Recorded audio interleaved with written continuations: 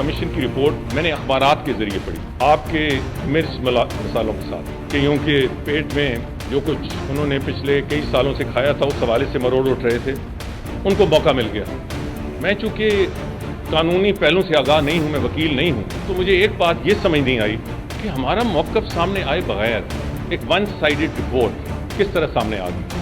उसमें ऑफिशियल नहीं, पर्सनल इल्ज़ामात भी लगाए गए। मसलन मुझे इस बात से बहुत ज़्यादा रंज हुआ, मैंने आपके अखबारों में दूसरे दिन पढ़ा कि वज़ीर दाखिला ने गलत बयानी की, तो मुझे इस किस्म का इल्ज़ाम सुन के मुझे बहुत तकलीफ हुई और मैं सोच भी नहीं सकता था कि इस किस्म की चीज़ सुप्रीम कोर्ट इनडायरेक्टली सामने आए।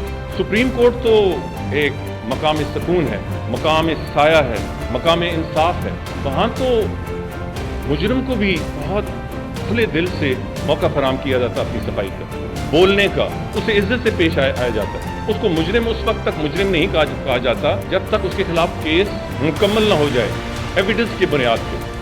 तो ये कैसे हुआ कि मुझ पर पर्सनल इल्जामात लग गए और मेरा मौक़िफ़ ही नहीं लिया गया। बिस्मिल्लाहिर्रहमानिर्रहीम। Welcome to DNA। Arif Nizami साहब तबीयत की नासाजी के बावजूद हाज़िर हैं। ये इसका मतलब है कि वो शो को और अपने नाजरीन को कितनी अहमियत देते हैं। आरिफ निज़ामी साहब, वेलकम टू द शो। और हमने पाकिस्तान पीपल्स पार्टी से ताल्लुक़ रखने वाले एक इंतहाई अहम मोतबर सियासतदान मौला बख्श चांडियो, जो मशीर हैं, सिंध गवर्नमेंट के वफाकी वज़ीर रहे हैं, आसफ अली जरदारी के ट्रस्टेड लेफ्टिनेंट हैं, और बिलावल भुट्टो जरदारी के साथ भी शाना से शाना मिला के काम कर रहे हैं और नपीतुली गुफ्तगू, लेकिन पार्टी मौक़िफ़ से सरे मुँह इन्हराफ नहीं करते। मौला बख्श चांडियो साहब, वेलकम टू दी शो। आपकी बड़ी मेहरबानी, आपने जो अल्फाज कहे हैं आपने बड़ी इज़्ज़त अफजाई की है, आप डिजर्व करते हैं। अच्छा, ये फरमाएं कि जिस वजह से पीछे मौला बख्श चांडियो साहब, मैं तो जब आसफ अली जरदारी ने 27 दिसंबर 2007 के बाद जब सिंध में आग और खून का दरिया बह रहे थे, उस वक़्त जब उन्होंने पाकिस्तान खप्पे के नारे लगाए और उसके बाद मैं समझता हूँ कि सारी ज़िंदगी भी उन्होंने कुछ ना किया, तो उनके क्रेडिट में यही बहुत बड़ा मुल्क के लिए कारनामा है, ग्रेट सर्विस। लेकिन मुखालिफ ये कहते हैं कि आसफ अली जरदारी साहब जो 2.5 साल, एक मिनट जी जी जी, वो अब जिन वजूहात की वजह से वो मुल्क से बाहर थे, या इश्यूज थे ज़ाती या सियासी या पार्टी या हुकूमत या सिंध या पार्टी वर्कर्स के हवाले से, आया वो दूर हो गए तहफ़्फ़ुज़ात उनके, या किस बुनियाद पर वो तशरीफ़ ला रहे हैं? आपकी मेहरबानी, आपने आसिफ साहब जो मेरे कायद हैं उनके मुतल्लिक़ आपने अच्छे अल्फाज भी कहे हैं, लेकिन मैं आपसे मुत्तफ़िक़ हूँ।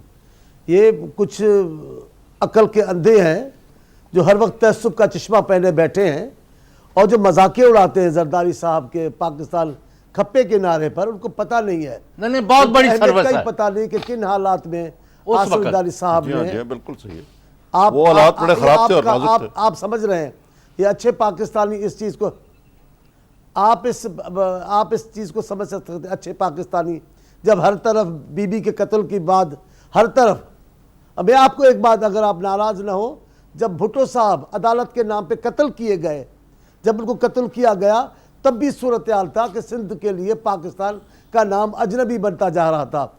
ये बेनज़ीर साहबा थी जिन्होंने, बेनज़ीर साहबा ने उस कत्ल का वो रुख जो मुखालिफ पाकिस्तान के लेके जा रहे थे, उनको फिर उस कौमी धारे में शामिल किया और फिर पाकिस्तान पीपल्स पार्टी के तमाम लोग भुट्टो के पेरोकार उस लाइन में आ गए जो मुहब्बुल वतनी की थी, जो पाकिस्तान दोस्ती। अब ये बड़ी बात है।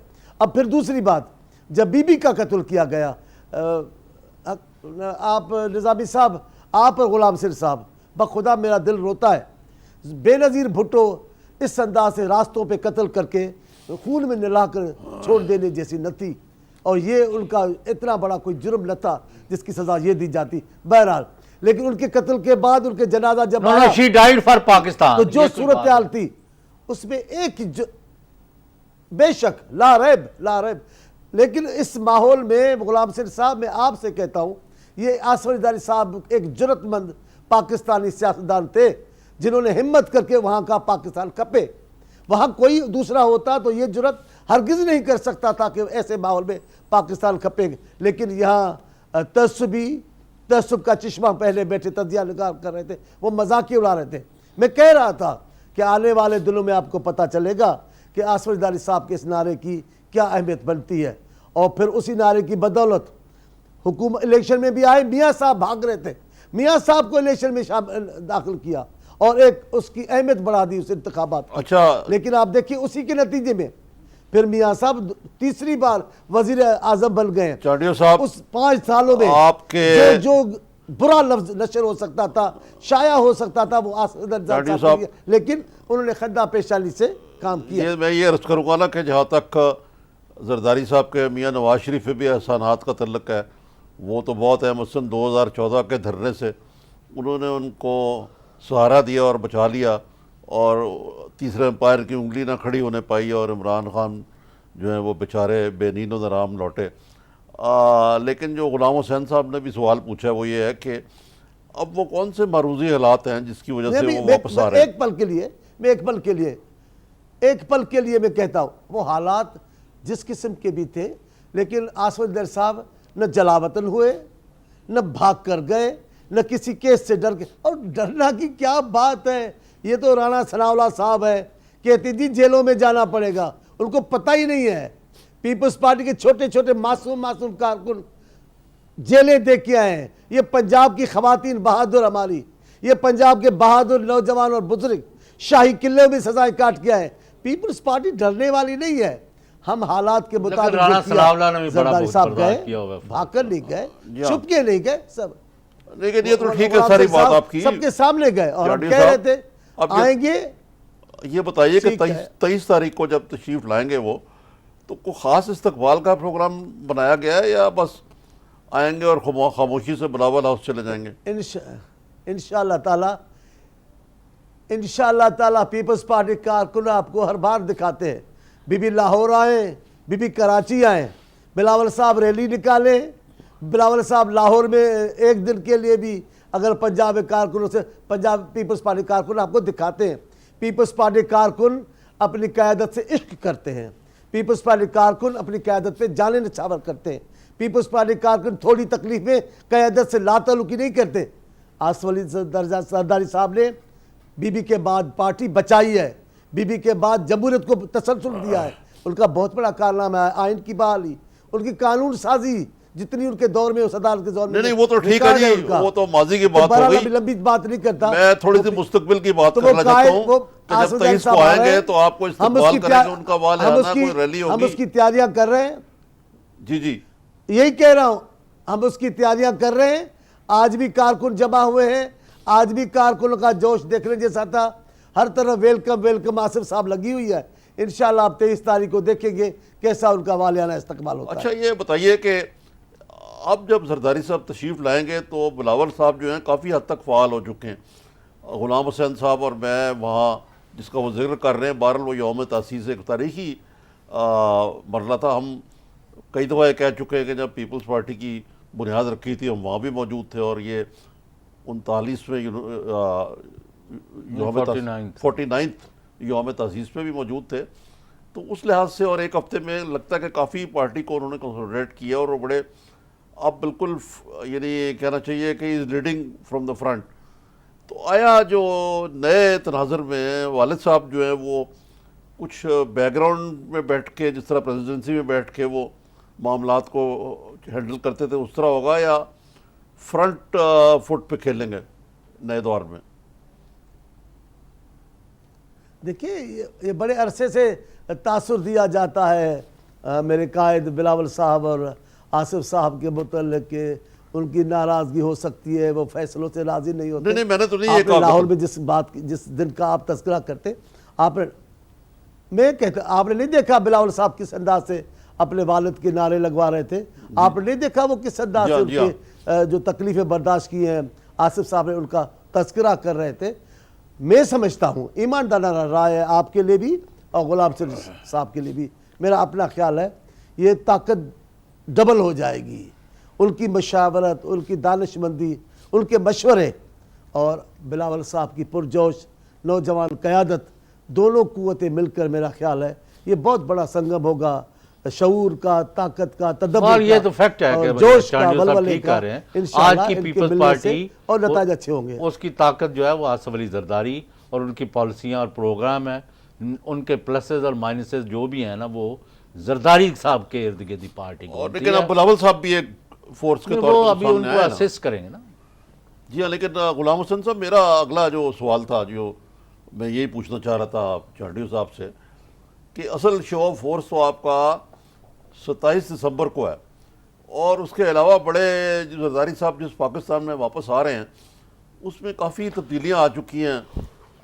ये पनामा गेट वाला मसला है, ये आपके अपने बिलावल साहब ने बड़ी सख्त लाइन ली है और इस तासर को धोने की कोशिश की है कि पीपल्स पार्टी महज एक लॉयल अपोजिशन है। उन्होंने अल्टीमेटम दिया हुआ 4 मुतालबात हैं जिनमें CCEP की बारे में कोई पॉलिसी है, खारजा वज़ीर ख़ारजा लगा में बातें हैं, ये कानून होना चाहिए पनामा गेट के लिए।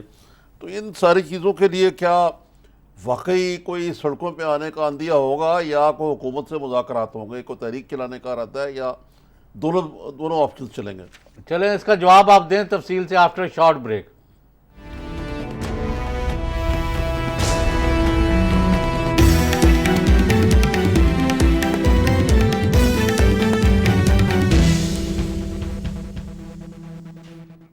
वेलकम बैक जी। मौलाना बख्श चांडियो साहब, क्या आप कहते हैं?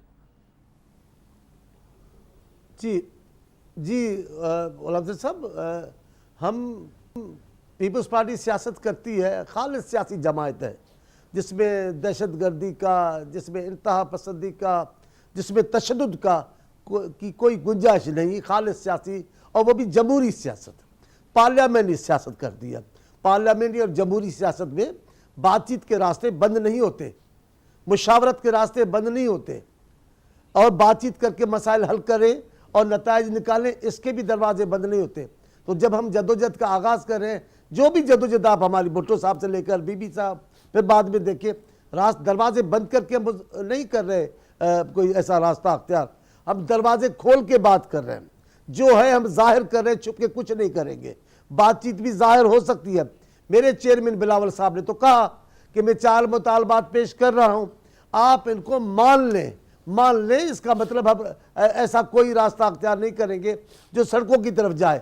हाँ, आपने नहीं माना, आपने हटदर्मी की, आपने जिद की, रिवायती तकब्बुर से हुक्मरानों ने काम लिया, तो फिर पाकिस्तान पीपल्स पार्टी रास्ते पे आएगी। अच्छा, तो इसका मतलब ये हुआ बातचीत की तो बात गुंजाइश रहेगी। मौलाना अगर आप मुतालबात मान लें तो ठीक है, इसी मरहले में मान सकते हैं, एक मुल्क बहरान से बच जाएगा। चांडियो साहब, आपके जो मुतालबात मैंने पढ़े हैं वो कोई लीथल मुतालबे नहीं है, ना उसके नतीजे में नवाज शरीफ हुकूमत से जाता है, ना नवाज लीग की गवर्नमेंट खत्म होती है। और ये वजीर खारजा का तकर्री तो उनके अपने फायदे में है, उनके अपने फायदे में। पार्लियामेंट्री आप साइड को ऐसी बात नहीं है। ये भी मुतालबे जब वो नहीं मानते, तो ये तो अब दौर वो हो गया है कि यक तरफा तो माफ करना, इश्क भी नहीं चलता। यानी अब वो नहीं है कि वो आप प्लाटोनिक लव चल रहा है। आप किस किस्म की आप उनसे तवक्कुआत रखते हैं? एक जो बेदर्दी से यहाँ लूट मार का बाजार गर्म है, और ये हुकूमत जो है अवाम दुश्मनी कर रही है। जी गुलाम शेर साहब, गुलाम शेर साहब, आप आजकल के इश्क का जिक्र कर रहे हैं, हमारा आजकल का इश्क नहीं है। अच्छा, हम तो रिवायतों के अमीन है, लेकिन आप जिस इश्क की आजकल, तो आजकल इश्क के बाद पता है क्या होता है जी, नाकामी के बाद तेजाब डाल देते हैं, खुदकशी कर लेते हैं, उसको भी मारते हैं, खुद भी मार देते हैं। तो आजकल के इश्क का जिक्र ना करें, ये वो इश्क नहीं है, ये सियासी जदोजहद। ये बेशक आप देखिए, आपने कहा कि ये तो उनके फायदे का मुतालबा है। वो अब मैं गुलाम शेर साहब, मैं एक अर्ज करूं, आपने कहा ये वजीर खारजा वाला तो उनके फायदे का है, वो अकल के अंधे फायदे वाला भी तो नहीं मान रहे हैं। नहीं, मेरे वो तकब्बुर से निकलेंगे तो उनको पता चले ना हमने छोटी कोई चीज मांगी है। तकब्बुर में डूबे हुए हैं, वो भी सलामती के इशू पर ये मुज़ाकरात की दावत है। हाँ, ये अल्टीमेटम नहीं, मुज़ाकरात की दावत है, बेसिस ऑफ डायलॉग। बेशक आप दुरुस्त तज्जिया कर रहे हैं, लेकिन मैं एक बात करना चाहता हूं कि बैलोकामी मुहाजों पे हम मुंह की खाकर आते हैं, कौमी सलामती के इशू पर अगर कुल वक्ती वजीर खारजा जाएगा तो किस शान के साथ बात करेगा, पार्लियामेंट का वो हिस्सा होगा। वो आपके वजीर आज़म वजीर खारजा है, कौमी सलामती इतना बड़ा और किसी का दर्जा ही इशू नहीं पे है। वो नहीं कर। जी साई भाई prime minister himself is foreign minister. हाँ, ये तो सबको इल्म है, लेकिन प्राइम मिनिस्टर तो आते ही अपनी तौहीन समझते कितने ना, महकमे पार्लियामेंट संभाल के बैठे, कितनी बातें करेंगे। वो आए जवाबदार बने ना कौमी सलामती में, फिर असेंबली का सामना करें, असेंबली को वो जवाब दे। वो तो किसी बात का जवाब नहीं देते। सरताज अजीज साहब खड़े हो जाते हैं, वो हमारे दूसरे साहब हैं वो खड़े हो जाते हैं, तो आए ना फिर जवाब दे, जाए जाकर बात करें दुनिया से ना। जब इतने बड़े बहरान है कश्मीर के इशू पर, पूरी कौम चिल्ला रही थी, कितना अरसा खामोश रहे, क्यों नहीं मुंह खोलते? अच्छा, चांडियो साहब ये बताएं, मोदी की वो खातून वजीर मजाक उड़ा रहे थे पाकिस्तान का। चांडियो साहब ये बताएं मुझे कि यानी ऑपोजिशन इस वक्त जो जी चाहे अच्छी कर रहे हैं बुरी कर रहे हैं, लेकिन जो कर रहे हैं वो कहते हैं लोग के इमरान खान और पीटीआई है। आया वो जो पहले एक दफ़ा कहा था कि ये हम एक ही ट्रक पे होंगे, क्या अब लगता है आपको कि कोई ऑपोजिशन जो है वो सोलो फ्लाइट करें, इमरान खान साहब या आप अलग हों, आप इकट्ठे मिल के कोई अलायंस बनाएं इन मिनिमम पॉइंट्स पर? मसलन है कि आप वाकई जरदारी साहब भी, बिलावल साहब भी, खान साहब भी, हमने खुर्शीद शाह साहब भी, एतजाज साहब तो पहले ही उस ट्रक पर हैं, आप इकट्ठे एक ट्रक पे हों या इकट्ठे एक प्लेटफॉर्म पे हों, एक ही लाइन में हों और कोई ठोक बजा के हुकूमत से बात करें। आप मुझसे ज़्यादा बेहतर जानते हैं कि जब कौमी सलामती का मामला आए, कौमी वकार का मामला आए, कौम के बका का सवाल आए, कौम के वसी मफाद का सवाल आए, आपको याद है यहया खान की हुकूमत का जुल्फ़िकार अली भुट्टो हिस्सा नहीं थे, लेकिन महज पाकिस्तान की वकालत करने के लिए वो अक़वाम मुत्तहिदा गए और वो दौर वो था। आपको याद है बीबी ने मोहम्मद खान जुनेजो के गोलमेज कॉन्फ्रेंस में शिरकत की, आपको याद है? सिर्फ मुल्क को जमहूरियत देने के लिए, जमहूरियत को इस्तेहकाम देने के लिए, आमने से निजात के लिए।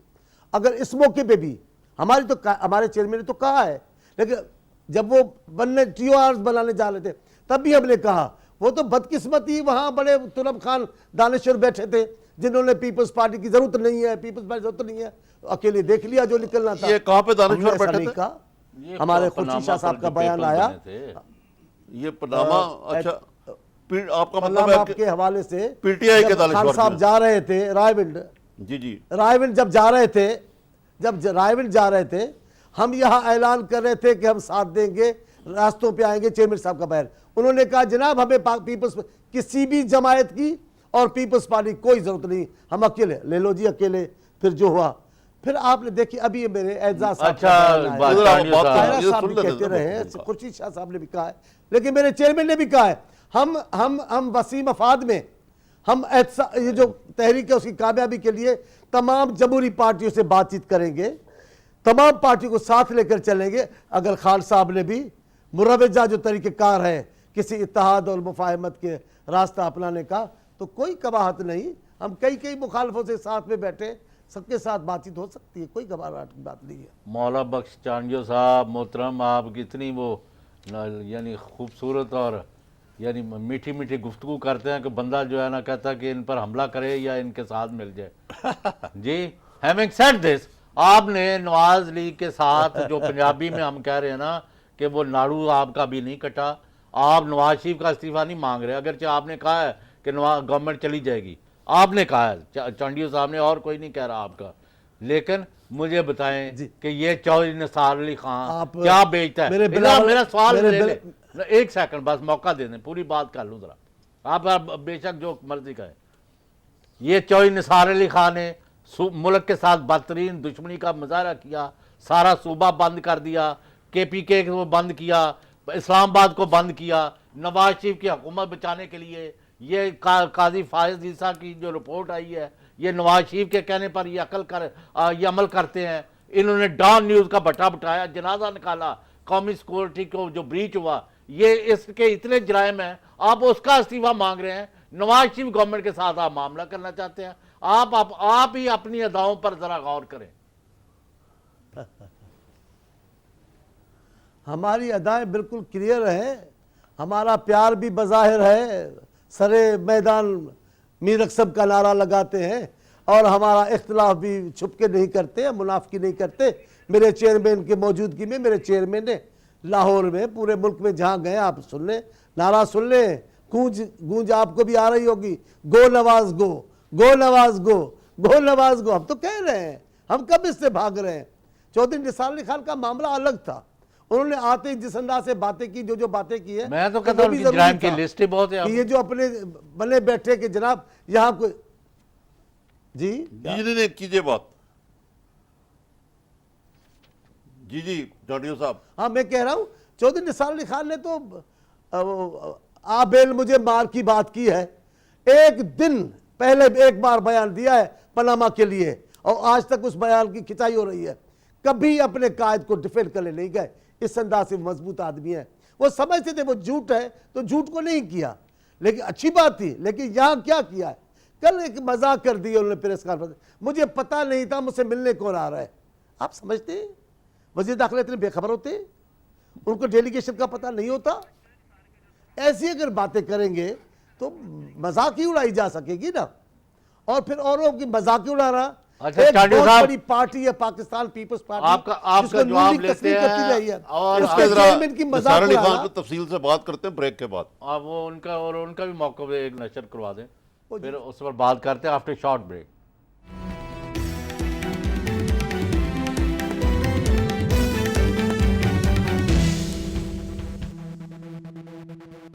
मेरा लेना देना इस कमीशन से इन 5 सवालात पे जरा सुन ले। पहला सवाल, कमीशन है क्वेटा इंसिडेंट पे, बाकी फैसला आप कर लें।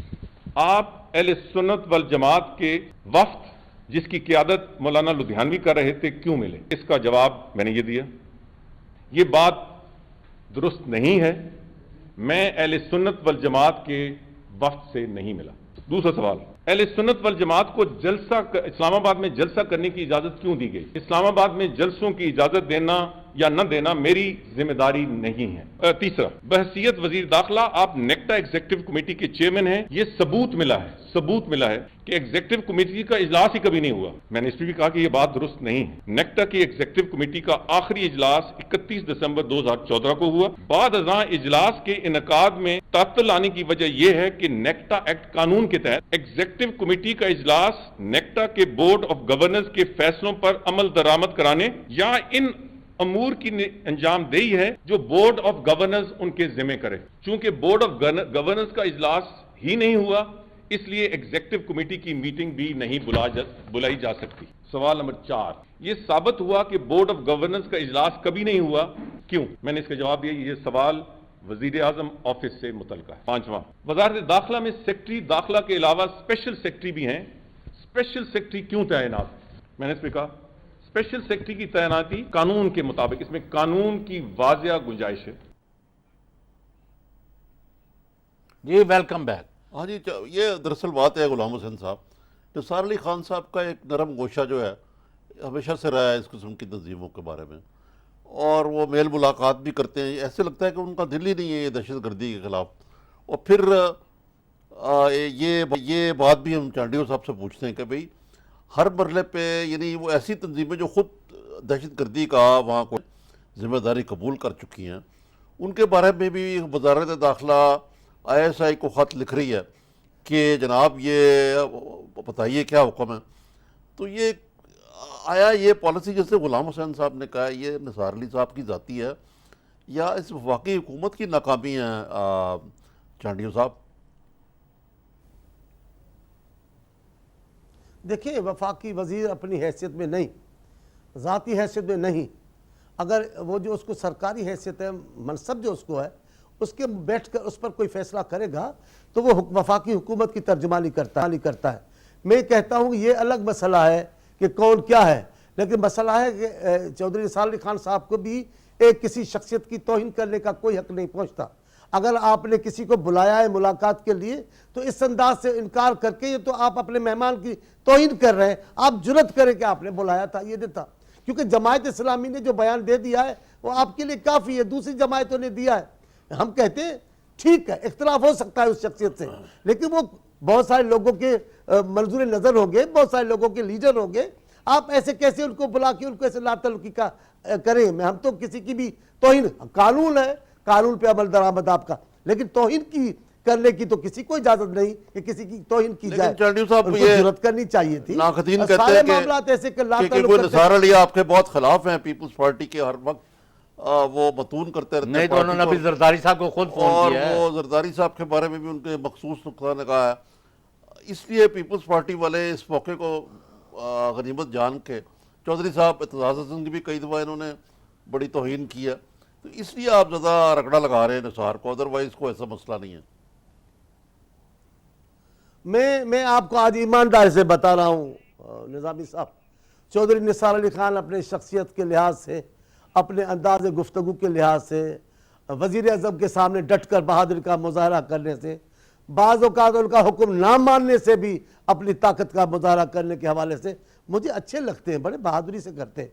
लेकिन कई फैसले ऐसे जो उनके मनसब और शान के खिलाफ है, कई मौक़िफ़ ऐसे, और दूसरी वो छोटे सूबों के लोगों की जब वो उनके मतलब गुफ्तगू करते हैं, आप उनके चेहरे के तासरात तो देखें। पाकिस्तान इस पीपल्स पार्टी इस मुल्क की बहुत बड़ी हकीकत है। आप तनकीद कर सकते हैं, लेकिन इशारों से, चेहरे के तासरात से आप अगर किसी क़यादत की इस अंदाज से तौहीन करेंगे, जब खान साहब की बात करते हैं आप सुने तो सही, जब मेरे कायद की बात करते तब आप उनकी सुने तो सही, किस अंदाज से वो फैमिली की बातें वो करते, ये घर की वैसे बातें चांडू करते। साहब ठीक कह रहे हैं पीपल्स पार्टी ये कि इजाजत वो नहीं ही देती। इज टॉकिंग आसिफ एट साहब पीपल, कभी- ये आसिफ किसको साहब राइट दिया कभी किसी ने? नहीं इजाजत दी वो सबसे जब- ऊपर एक नापसंदी है। खान साहब ने इतनी तनकीद की खान साहब के हवाले से, कभी आसिफ साहब ने ऐसी बात नहीं की। इन्होंने मजाक की अयान अली के हवाले से, वो प्रेस कॉन्फ्रेंस आपने सुनी, कहकर ये एक बात करके फिर तंजिया से और फिर तबसरा किया, तौहीन आमेज़ अब बात मैं की। खुद ही फिर निसार अली खान शर्मिंदगी को ये में ज़ेब नहीं आसिफ अली देता। जरदारी से भीख इतने मांगने बड़े के लिए आदमी को फोन किया ये है। तासुरात चेहरे के देना ये- ये मनसब के खिलाफ है। ये गुलाम हसन साहब की इतला यह है कि जी? उन्होंने जरदारी साहब को फ़ोन किया, इसमें कोई हकीकत है? ओ जी, मियाँ साहब जब मुश्किल में कराची में जेल में थे तो कितनी नरमी थी। ओ जी, उनको तकलीफ है तो उन्होंने बयान दे दिया कि केस बेनज़ीर पे हमने नहीं बनाए, आपने देखा नहीं, कैसे लातल्लुकिया की। फिर उनसे मिलने गए, फिर वो हमारे आसिफ साहब के कहने पे इलेक्शन में चल जब वक्त, और फिर जब खान साहब इमरान खान ने इन पे जिंदगी तंग कर दी, डी चौक पे आए थे जब, पार्लियामेंट में कौन था? इन्होंने मिन्नतें आज वो की, इन्होंने आसिफ अली अच्छा, साहब को कहा। चांडिल साहब on a और lighter उन्हें side, दावतें दी। आज ये जो हमारे लिए बुरी बात नहीं है, ये हमारे, सुने सही गुलाम सिर साहब, अच्छा।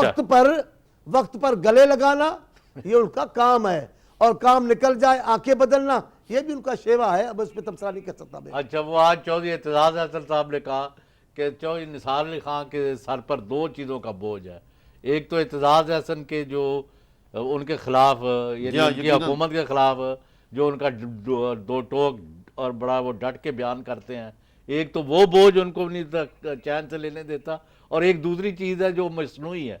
मैंने कहा यार अब छोड़े, हम क्या करें। हमारा लिए, क्योंकि हमारा मौजूद सुखन चौधरी निसार अली नहीं है, तो मैं वापस आ जाऊंगा इस चीज़ पे कि ज़रा हमें बताइए कि इस दफ़ा का जो 27 दिसंबर का प्रोग्राम है, इसमें बिलावल साहब भी खिताब करेंगे, जरदारी साहब भी खिताब करेंगे, और इसमें कोई अहम ऐलान आइंदा लाए अमल के हवाले से कोई मतवक्को है? इंशाअल्लाह इस मौके पर मेरे को चेयरमैन आसिफ साहब भी खिताब करेंगे, पहले हुआ है, आसिफ साहब ने भी खिताब किया है, मेरे चेयरमैन बिलावल साहब भी कर चुके, इसमें कोई तजाद की बात नहीं। नहीं, मैंने पहली दफा सुना ही तब है कि वो मेरे चेयरमैन ऐलान कर चुके।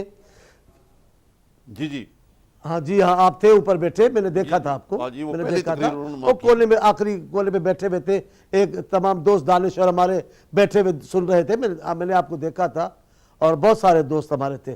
तो ये कोई अजीबे की अजूबा नहीं होगी, वो इंशाल्लाह दोनों बात करेंगे। जहाँ तक खास ऐलान की बात है वो तो दुरुस्त है, मेरे बिलावल चेयरमैन साहब कह रहे हैं कि जनाब 27 तारीख तक अगर इन्होंने अपना तकब्बुर ना छोड़ा, इन्होंने अपनी जिद ना छोड़ी, अना झूठी अना ना छोड़ी या मुल्क को बहरान निकालने को सीरियस नहीं हुए और हमारे मुतालबात नहीं माने, तो वाज़े ऐलान वो कर चुके हैं। नहीं, लेकिन मेरा ख्याल है गुलाम हुसैन साहब का सवाल जो है ना चांडिल साहब, और इससे बड़ा कोई ऐलान नहीं, वो ये है कि आया इस दफा मियां नवाज शरीफ से कुट्टी पक्की है या फिर जप्पी पड़ जाएगी?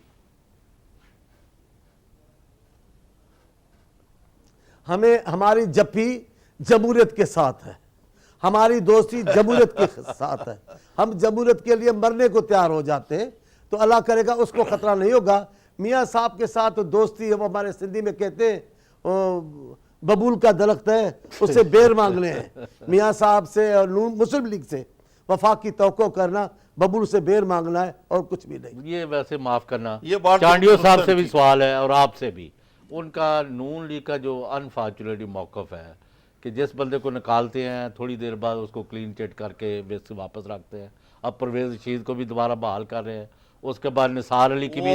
उसकी वजह है कि परवेज़ रशीद साहब को जो वजह नज़ा थी वो अब रिमूव हो गई है, अब उनको वापस लाना है। नहीं, मैं बात करने लगा। By the way, Parvez Rashid साहब खुद एक नफीस आदमी हो, एक अलग मसला है, लेकिन बात आप मैं बात कर रहा हूँ। उसके बाद अब निसार अली को सुप्रीम कोर्ट ऑफ पाकिस्तान, उसका पहले तो माला शरीफ साहब चले गए, हाँ राहिल शरीफ साहब चले गए, अब वो हल्के फुल्के हो गए, भंगड़े डाल रहे, अब परवेज साहब को दोबारा ले आएंगे। अच्छा, उसके बाद निसार अली के खिलाफ अगर एक स्टिंकर पास कर देती है एक सुप्रीम कोर्ट की वन जज, सिटिंग जज, तो अब वो बजाय अखलाकी तौर पर इस्तीफा दे के घर जाने के वो फिर लंबा लंबा लेक्चर दे रहे हैं। He is giving sermon to the whole nation, और कि मेरी अखलाकियात है, मैं ये करता हूँ, मैं वो कर। भाई कौन सी अखलाकियात, और नून लीग का अखलाकियात से क्या ताल्लुक है? मैं गुलाम हुसैन साहब की बात को जरा एक और अंदाज से आपसे अर्ज करता हूँ कि अभी ये जब सुप्रीम कोर्ट का जो बेंच है चीफ जस्टिस की सरबराही में, जो अब चीफ जस्टिस के उहदे से रिटायर होकर जाने वाले हैं, आजकल छुट्टी पे हैं, तो था कि यार ये जुडिशरी जो है ये बड़ा लेट डाउन कर रही है और ये है वो है। एक विसरिंग कैंपेन था जुडिशरी के बारे में कि ये हुकूमत की बिल्कुल जिस तरह बन गई हुई है रबर स्टैम्प, ये पीटीआई की एक प्रोपेगेंडा था।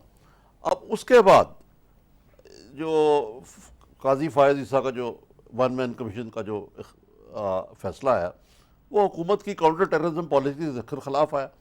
अब चाहिए तो ये था कि हुकूमत को इसको मेनो अन कबूल करके ओन करती, लेकिन सारी propaganda machinery including the minister for state for information और ये अपना साद रफीक और चौधरी निसार अली खान कहते हैं कि ये मेरे पर पर्सनल हमला किया। कोई उनकी ये जो इस कमीशन के जो सरबराह हैं उनसे कोई जायदाद का झगड़ा था निसार अली खान का। तो ये किस किस्म की पॉलिसी हैं जो सिर्फ अना की बुनियाद पर चलाई जा रही हैं? चलें इसका जवाब दें मौलाना बख्श चांडियो साहब आफ्टर शॉर्ट ब्रेक।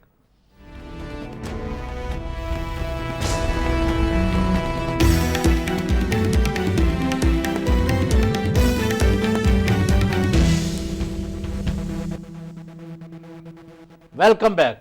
चांडियो साहब जो सवाल किया निजामी साहब ने पहले उसका जवाब दें, फिर एक मुख्तसर मैंने भी करनी बात। नून लीग को खुदा ने एक पावर दिया हुआ है, वो किस्मत है उनकी, जिस वो इलाके की वजह से और ख़ास माहौल की वजह से उनको खुसूसी अख्तियारात और ताकत हासिल है। वो जब चाहे चीफ जस्टिस ऑफ पाकिस्तान पर चढ़ दौड़े, सुप्रीम कोर्ट पर हमला करे, कुछ भी ना हो। वो जब चाहे टेलीफोन पे बेनज़ीर साहब जैसी शख्सियत को हाई कोर्ट के जज से सजा दिलवा दे, कोई मसला नहीं। पंजाब के चीफ जस्टिस अलल ऐलान उनके फैमिली से वाबस्तगी के ऐलान करें, कोई जुर्म नहीं है। आप देखें तो सही उनकी ताकत का अंदाज़ा। तो कमीशन भी अदालत का हिस्सा है, लेकिन जो खुद चीफ जस्टिस साहब की अदालत थी उन पर ही वो चढ़ दौड़े, उनको कुछ नहीं करेगा। उनके लिए कवानीन और हैं, हम लोगों के लिए कवानीन और हैं, छोटे सूबों के लिए। अभी कल वो तस्वीर छाया हुई है, आपने देखी वो तस्वीर, जिसमें 3 वज़राए आला 4 वज़राए आला से मीटिंग करें। पंजाब के वज़ीर आला जो उनके भाई हैं, अल्लाह उनको ज़िंदगी दे, हम उनके भाई होने से खिलाफ नहीं, उनको सामने एक अपनी मसलत जैसी शाही मसलत दे दी है और 3 वज़राए आला को खींच कर जबरदस्ती एक सोफा में फिट कर दिया है।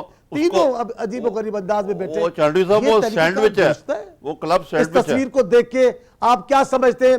पाकिस्तान में वफाकियत को ताकत मिल रही है, पाकिस्तान में वफाकियत का जज्बा परवान चढ़ रहा है। आप बताएं, छोटे सूबों के नुमाइंदे बराबर नहीं है? आपके वज़ीर आला पंजाब से जो हो, आपके भाई हो, उनको कोई खुसूसी अख्तियारात है? वो खुसूसी मखलूक है। आप दूसरे छोटे सूबे के लोग वो बड़ा अच्छा काम कर रहे हैं, पाकिस्तान के बड़े सूबे में उन्होंने 4 चांद लगा दिए, आप क्यों उनके खिलाफ हैं?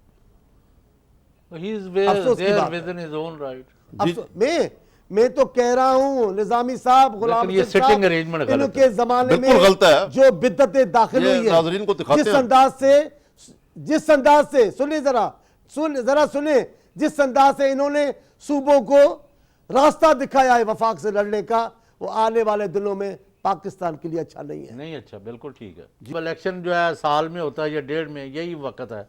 अब 6 महीने में हो जाए, लेकिन अब तो मरदमशुमारी के बाद ही होगा ना। जी हाँ। अच्छा, अब आप बताएं कि उसके नतीजे में Pakistan Peoples Party led by Bilawal Bhutto Zardari and ably assisted by Zardari साहब, आया वो इतनी ताकत इकट्ठी कर लेगी कि मेजॉरिटी लेके मरकज में और सूबे में गवर्नमेंट बनाए, या नून लीग के साथ कोलिशन बनाए, या पीटीआई दोनों को शिकस्त दे के खुद बनाए?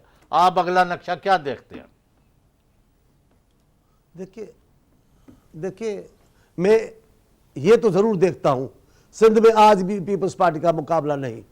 मैं ये देख रहा हूँ कि ज़िया-उल हक के ज़माने से एक गैबी कुव्वत ने पंजाब में नून लीग को ताकत देते रहे, मुसल्लत करते रहे, लेकिन मुझे ये यकीन है कि पंजाब में जुल्फ़िकार अली भुट्टो के पैरोकार, चाहने वाले, परवाने, खुद को आग लगाने वाले, शाही के लिए सजाएं काटने वाले ख़त्म नहीं हो गए हैं, वो अब भी हैं। मेरा ख्याल है बिलावल साहब पंजाब में पीपल्स पार्टी को दोबारा उसी आपका मतलब है कि ताकत से जाहिर करेंगे। तख्त लाहौर का सिंहासन डोलने मैं नहीं वाला है। कहता जीतने का, लेकिन उनका वजूद तस्लीम किया जाएगा।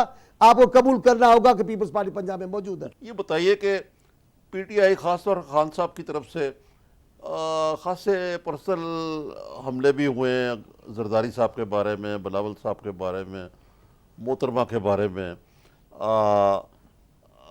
खुर्शीद शाह साहब के बारे में, उनको डबल शाह तक का ख़ास तौर पे करप्शन का इल्ज़ाम बड़ा लगाते हैं।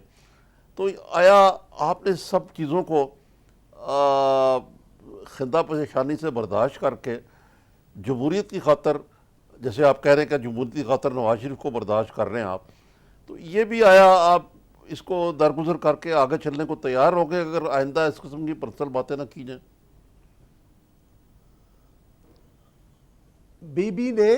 बीबी ने एक ऐसे सियासी रहनुमा के साथ भी इत्तेहाद किया, उसको इत्तेहाद में शामिल किया जिसने सबसे पहले जुल्फ़िकार अली भुट्टो को फांसी देने का मुतालबा किया। फिर उसके बाद उसमें ऐसी शख्सियत भी उनके इत्तेहाद में थी जिन्होंने कहा भुट्टो को नहीं, भुट्टोइज़्म को मारो। लेकिन जमहूरियत बड़ी चीज़ है।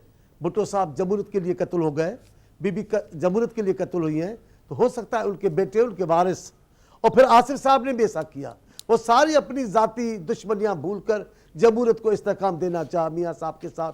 और वैसे भी हो सकता है अगर खान साहब एक खालिस सियासी जमहूरी रास्ता अख्तियार करें और जो मुरविज तरीक़ेकार हैं मुफाहमत के, जो मुरविज तरीक़ेकार हैं किसी इत्तेहाद के साथ चलने के और बातचीत करने के, अपने सियासी पार्टियों के साथ उस मोहब्बत और इखलाक के मुजाहरा करने के, अगर वो रास्ता अपनाते हैं और बाकायदा बातचीत की बात करेंगे, उनकी तरफ से भी बात होगी, तो कोई कबाहत नहीं कि पाकिस्तान पीपल्स पार्टी साहब उनका आपका जवाब दे। उनको बहुत बहुत शुक्रिया। आज बड़ी सैर हासिल गुफ्तगू हुई आपसे और आपने वक्त दिया हमें।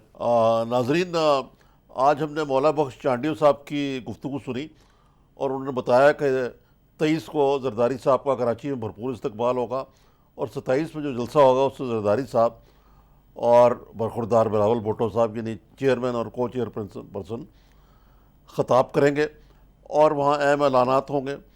उन्होंने जमहूरियत की खातर पहले तो कहते रहे कि हम नवाज़ लीग से तावन करते रहे जमहूरियत की खातर, लेकिन अब जमहूरियत की खातर वो अपोजिशन से भी तावन करने को तैयार हैं और ख़ान साहब के साथ भी अफू व दरगुजर की पॉलिसी इख्तियार करते हुए ज़ाती हमलों के हवाले से या ज़ाती जो वजूद अटैक्स थे, एक मजमूई तौर पे यानी जो उनका 4 रकाती मामला है, जो नकात हैं जिसमें सबसे अहम जो है पनामा गेट है, बाकी तो मेरे ख्याल से इधर उधर एक उस पर लॉग बने, इस पर तावन करने को तैयार हैं। और देखिए ये जब तक कि अपोजिशन इकट्ठी नहीं होगी, ये महज बातें कि जी हम बड़ा सूबा है और हमारा हकूक मार रहा है, ये सब पार्टियां इकट्ठी होकर और उसमें पंजाब बेस्ड पार्टी अगर पीटीआई इकट्ठी होती है तो यकीनन नवाज शरीफ के लिए मुश्किलात पैदा होंगी।